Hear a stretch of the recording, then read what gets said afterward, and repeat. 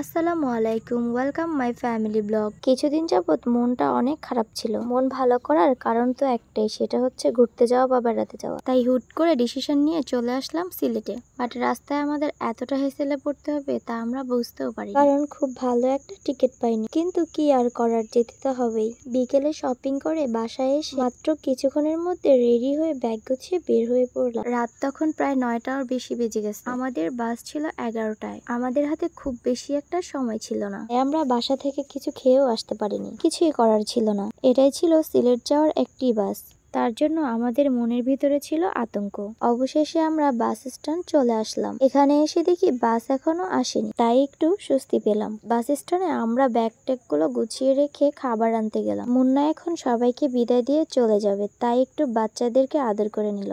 আসলে কাজ থাকার কারণেও আমাদের সাথে যেতে পারেনি। এই হচ্ছে আমাদের শারমিন, সে ক্যামেরা দেখে একটু ভাব নিচ্ছে। আর এই হচ্ছে শারমিনের জামাই। তো আমাদের প্রচুর খিদা লাগছে, তাই সে আমাদের জন্য কিছু শুকনা খাবার নিয়ে আসছে। তাড়াহুড়ার কারণে সে ভিডিও আমরা নিতে পারি। এরপর আমাদের বাস চলে আসছে। ব্যাগগুলো উঠিয়ে আমরা যে যার সিটে বসে নিলাম। তো আমাদের বাস ছেড়ে দিছে। তবে আরেকটি কথা, লাইফের সবচেয়ে বাজে বাসের এক্সপিরিয়েন্স ছিল এই ট্যুরটা। যাই হোক, মাঝ রাস্তায় এখন আমাদের খাবারের ব্রেক পড়ছে। এরা সব ঘুমিয়ে গিয়েছিল।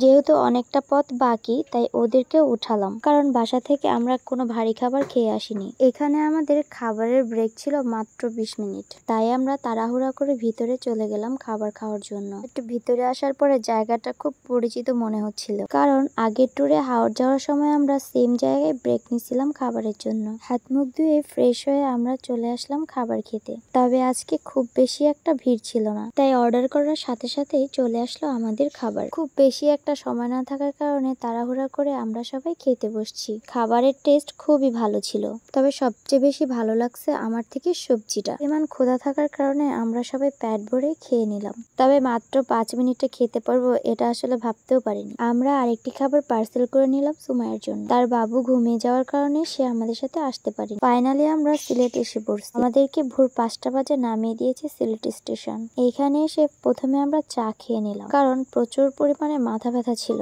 এখন আমরা সিএনজি করে চলে যাব জাফলং। যতবারই এই রাস্তা দিয়ে যাই মনে হয় প্রাকৃতিক কোনো এক ভালোবাসার কাছে আমরা হেরে যাই। সারা রাত জার্নি করে তেমন একটা ঘুমাতে পারিনি আমরা কেউ। তাই সবার মন ভালো করার জন্য এখানে আমরা প্রচুর পরিমাণে ফাইজলামি করি। অবশেষে চলে আসলাম, কিন্তু এখানে আসার পরে যে এইভাবে আসতে হবে সেটা আসলে মানতেই পারতেছিলাম না। আজকের ভিডিও এতটুকু। নেক্সট ভিডিও নিয়ে আসবো আপনাদের সাথে। কিন্তু সবাই ভালো থাকবেন, সুস্থ থাকবেন।